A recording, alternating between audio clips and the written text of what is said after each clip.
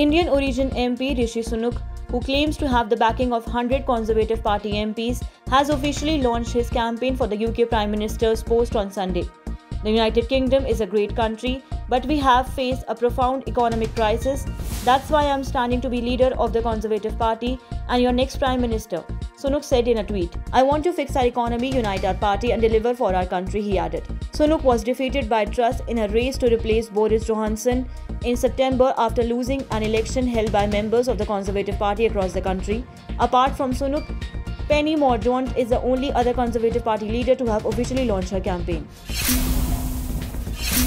Former US President Donald Trump on Saturday night hinted at another run for President of the United States in 2024 by saying that he will probably have to do it again. While addressing a crowd of thousands gathered to hear him speak, Trump said, "I ran twice, I won twice. I did much better than I did it before, getting millions more votes in 2020 than in 2016, and likewise, getting more votes than any sitting president in the history of our country by far. And now, in order to make our country successful, safe and glorious again, I will probably have to do it again. But first," he continued, "we have to win a historic victory for the Republican Party this November. My fellow citizens, this incredible journey we are on together has only just begun," he added.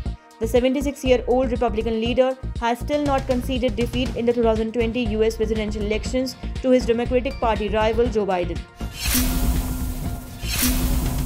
Russian missile pounded Ukrainian energy and other facilities on Saturday, causing blackouts in various regions, Kyiv said, while Russian occupation authorities in the southern city of Kherson urged civilians to evacuate. Ukrainian President Volodymyr Zelensky said the Russian attack had struck on a very wide scale.